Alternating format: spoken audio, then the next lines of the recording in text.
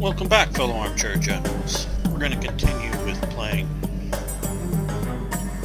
Kings Crusader here. Or, no, the Kings Crusade, sorry. Kings Crusade, which was the third crusade. In some ways, maybe the most famous one because it had Richard the Lionheart as a major participant in it. It sets up a lot of 19th century novels that have a historical basis, some legendary basis like Robin Hood, but you also look up Ivanhoe if you know Walter Scott work on Ivanhoe, and so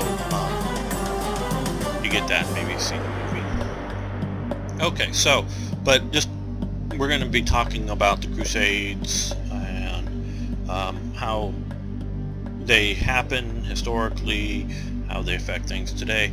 But just the first crusade, like I said, this is the third that we're playing. The first crusade happened because the Islamic forces were pushing against the Byzantine Empire. They were, to some degree, I think, nearing the outskirts of Constantinople. This is nowhere near the later Turkic taking of the city. That's still down the road. But so it was Byzantine Emperor Alexos, I think that's his name, made a plea to the West for help to stem this Islamic tide against them. Like I said, Islam is not a peaceful religion at its heart, at its core. There are peaceful Muslims, I'm not saying there aren't, but at its core, at its origin, it is not a peaceful religion. So, Pope Urban II hears this plea. There's obviously the Christian Church was set up and known, and set up by Constantine at the Council of Nicaea to be the Catholic Orthodox Church. Basically, Catholic means universal, Orthodox means the proper belief system, or correct belief system. And because there were, prior to that time, a lot of different Christian sects with different belief systems, even within maybe the different Christian sects. And Constantine wanted a unified Christian church that wasn't fighting amongst themselves. He did have a few doctrinal things I think that he wanted, but mostly he just wanted the bishops to agree and come up with an orthodoxy. So it was the Catholic Orthodox Church, Universal Orthodox Church. Well, it had split between the Universal Church in the West and the Orthodox Church in the East.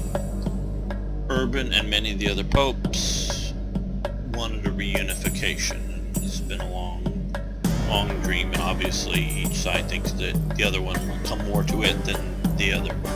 So this was Urban's, I think, truly believe in wanting to help Christendom. I'm not doubting that for a second. But I also think he wanted to flood the zone, if you will, with Catholics into what had been the Orthodox East to help bring about a reunification. So he calls for the First Crusade. It happens in the Second Crusade, and now we are in the Third Crusade. A lot of people would say, and I would tend to agree with this, if your goal is to permanently retake the Holy Land, they failed. But I don't know that they failed entirely in the sense of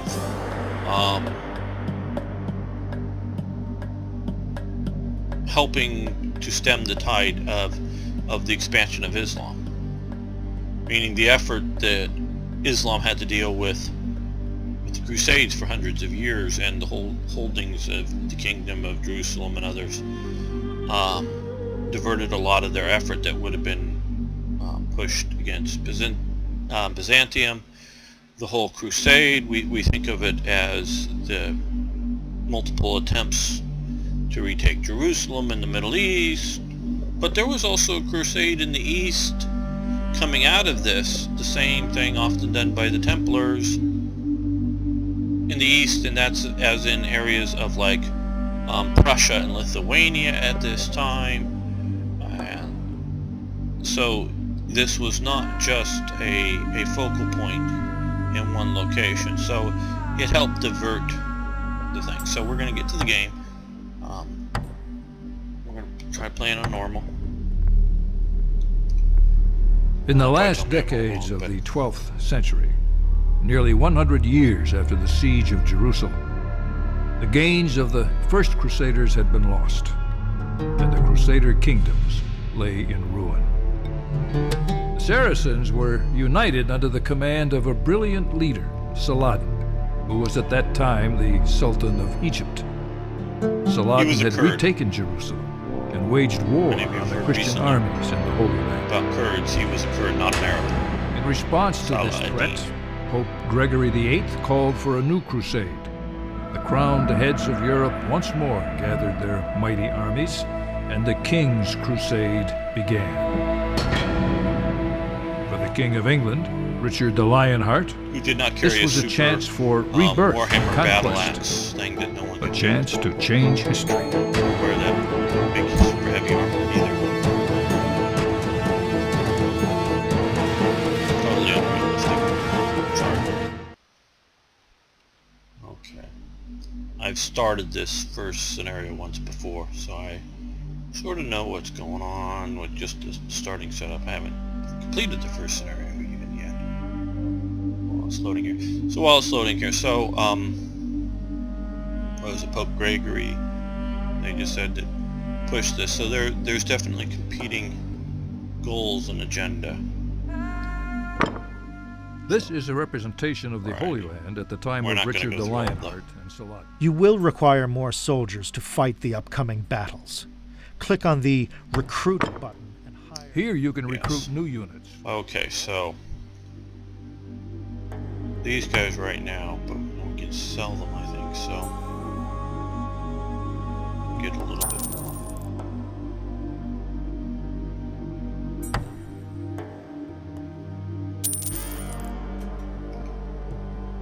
And I want some archers.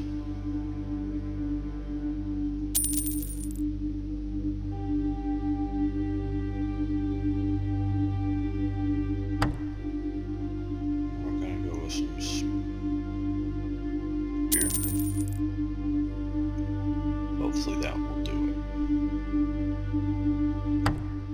it. It might be wise to train your soldiers. You have been given a sum of 5,000 dollars. This is where you manage the units. Okay, so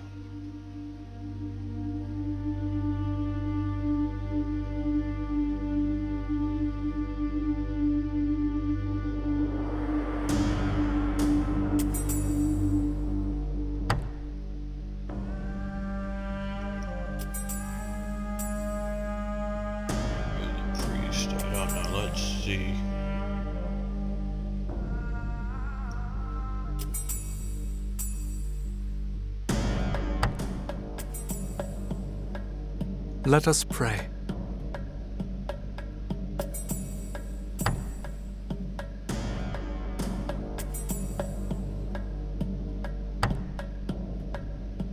Yes, indeed.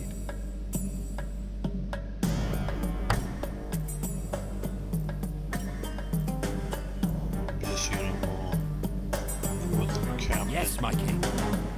Now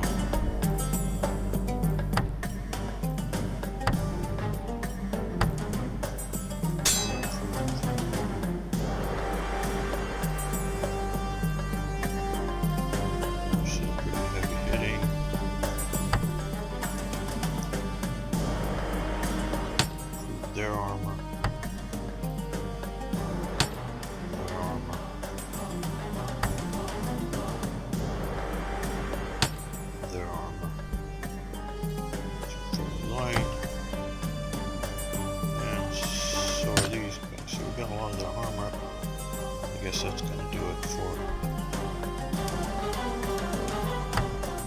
You can also equip your heroes with unique holy relics. During your campaign, you will frequently recover Yes, well, special items. I don't have any money for any of these. Armor. During your crusade, you will have to deal with 4 different factions. The Crusader army consists of various factions, each of which has... So, Paradox likes factions, so we have the different factions: the Papal Court, the Templars, the Holy Roman Empire, and the French King. Different ones will be able to get different bonuses or whatever. We'll see how that works out. You are now surely prepared for your first battle. Click on the territory marked Kingdom of Jerusalem. This screen gives you all the necessary details about the... Okay, so we're taking the Papal as the only... Our army is dispersed at present and will therefore be arriving in phases. You must hold the port until our troops have assembled and then turn your attention to the siege. The defenses of Acre.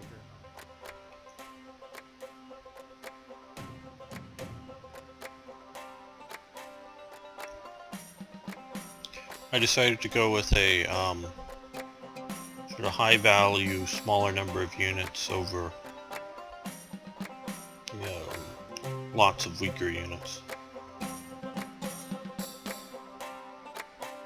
I don't know how great this game is as a game, but I'm hoping the main thing it can do is allow us to talk about things as we go along and play. Okay, basically we go and slaughter these people. So. Infantry, scatter the enemy.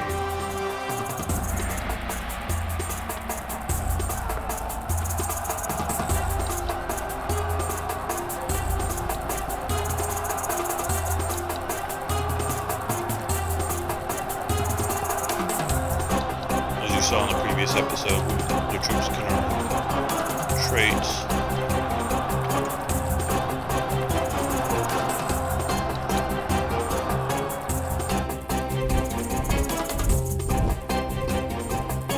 Okay, there we go. Infantry, all right. Down here.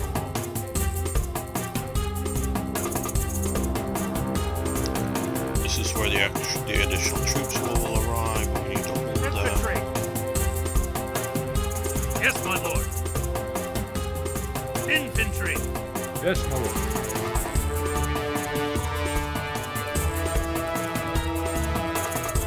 Archers. Fire! Cavalry. Right.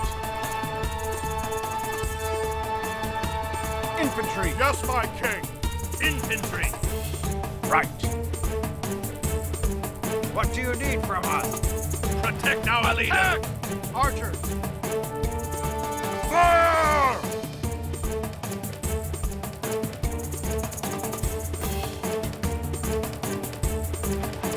Something dangerous here. Are they gonna ignore my archers, or are they gonna come for this? There.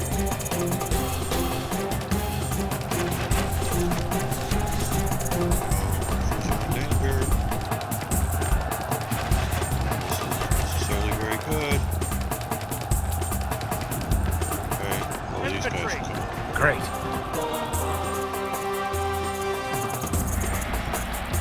More archers, okay.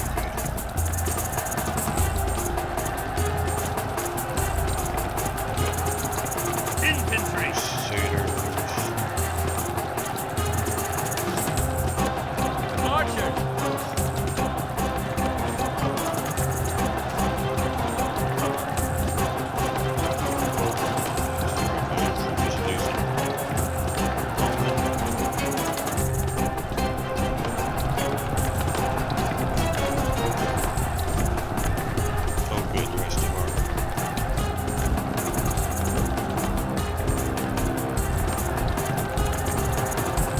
Infantry.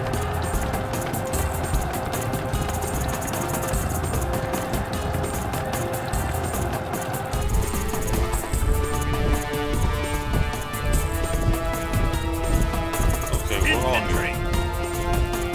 Right. We have either the Horde, the Diamond, the Wedge. We don't have the Shiltron or Phalanx or even a Line, looks like. Move faster! Infantry. All right. Being nearly building here. Not doing I don't know. Guess I haven't taken any losses. Infantry. Great. Okay, here we go. Cavalry. Infantry. Acknowledged. Archers. Right. Infantry. Great. Infantry. Yes, Lord. Pauses briefly.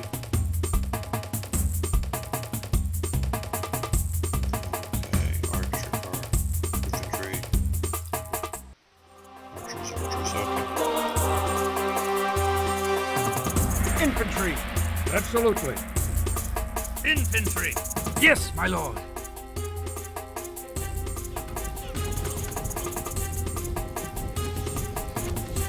Infantry. Scatter the enemy. Archers. All right. Archers. Fire.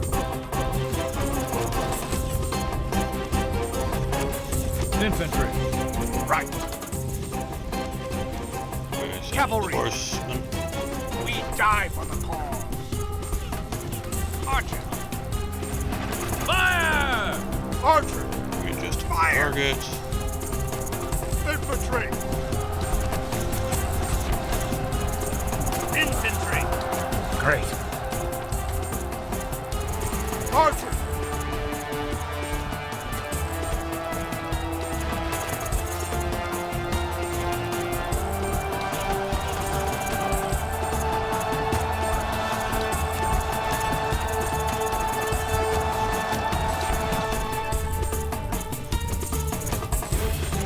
Archers. Hopefully we have unlimited ammo.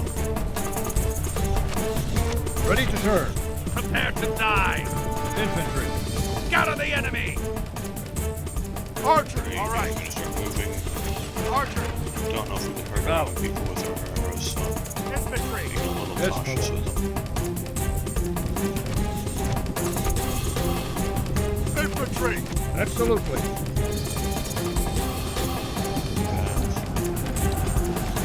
Infantry. Scatter the enemy. One unit here.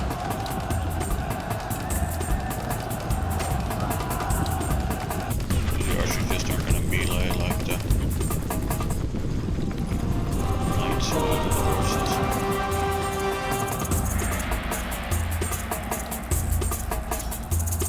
Cavalry. Archers. Fire!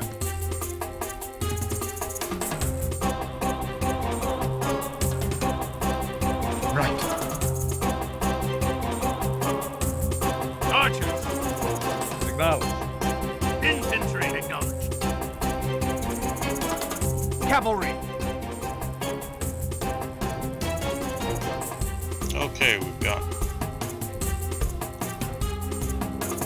goal achieved. The first goal achieved. Archers. Absolutely. Archers. All right. Infantry. Great. Okay, so we now have to take this city. We've not done it yet, but we have two options. One here in the plains. We have to deal with these guys and these guys over here. And whose ships are these? Mine or theirs? Probably theirs, but I don't know. Not sure.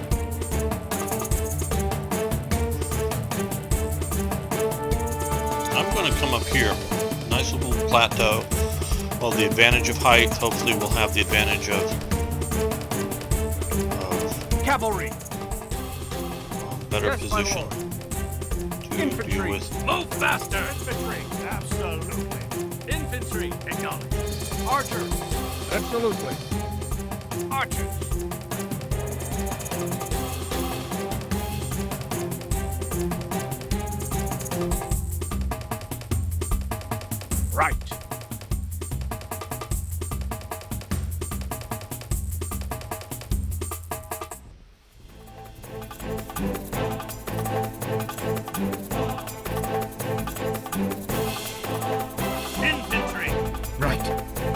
Infantry. Yes, my king. Infantry. Yes, my king. Archers. Archers. Yes, my king. Infantry. Move faster. Get that wedge or spearhead up.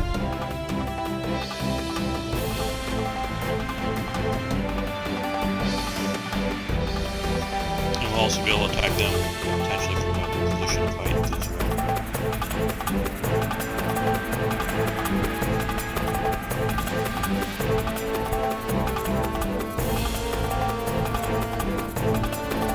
Infantry.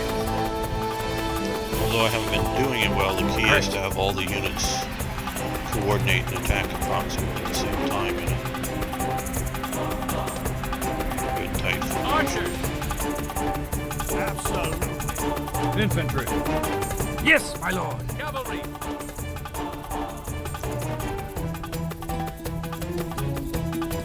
Infantry. Yes, my king.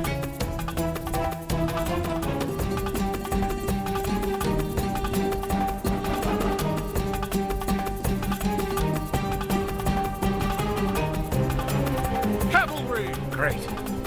Infantry. Yes, my king. Infantry. Archers.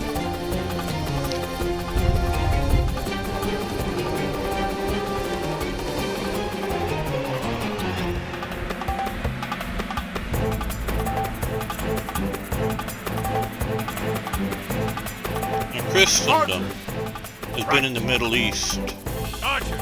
since the beginning of Christendom. You know, since they were Christians, it started there. Jesus' earliest followers obviously were there. Great. And Yes, my king. there were several, Yes, my lord. and I don't know them quite honestly, All right. several prophets Right. or missionaries, or I'm sort of blanking on what would be the best title necessarily, that moved to the Middle East, Infantry. Yes, my lord. Infantry. On my way. Infantry. moved east into Baghdad and places like that. So when the Crusaders were coming On back my way. into the region, there were also these not part, because these, some of these, like in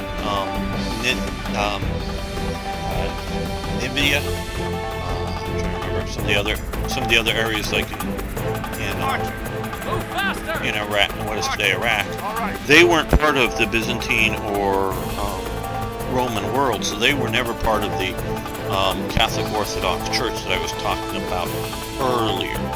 So Infantry. they had their own Christianity, and that's the Christianity that's very much under attack today. Infantry. Yes, my lord. So, but it wasn't a completely situation of Cavalry. Christians moving, or Christian Crusaders moving into a On my way. hostile world. So, Infantry. but and this is one of the key things, is, I guess the point I was getting to was, Infantry. is the supply lines, the support lines, the Absolutely. reinforcements for new warriors were primarily, local for the Infantry. Muslims, and the Christians had to go, across seas, get people from other areas, so that really made them Infantry. All right. on a lot longer logistical support lines, Acknowledge. Archers. which did matter, especially over the long term. It's one thing to get Infantry. Right. a bunch of Infantry. Move faster. supporters motivated, organized up, but then a lot of these people wanted to go home. They weren't coming to colonize. Archers. Yes, my king. Archers. All right. So that does matter. Infantry. Great. Okay. Archers. Let's start to- Fire!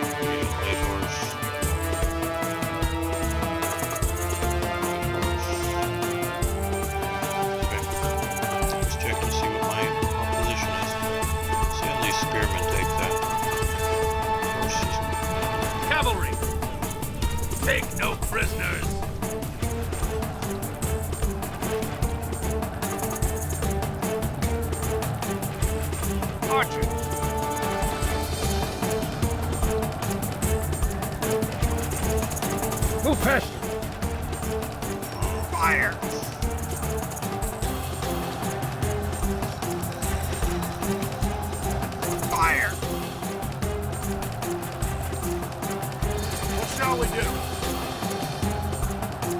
The spearmen are doing okay.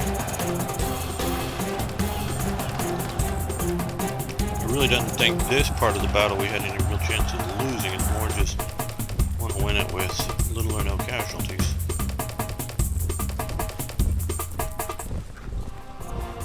Archers, Later battles. Archers! Okay, unit acquired a trait. Battery. Great. Battery. Range defense.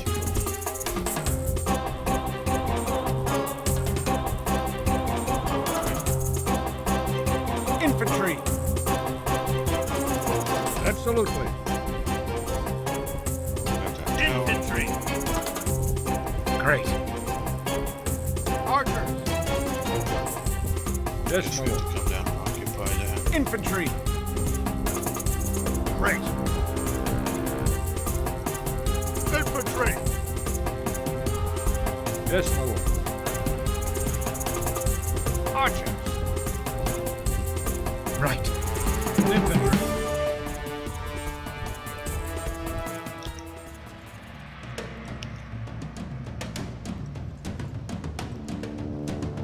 Okay. I think this is a good point to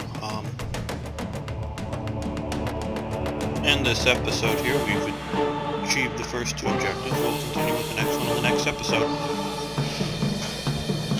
Interesting enough. Maybe not the greatest game, but so far enjoyable. Okay, thanks a lot for viewing. We will see you next time.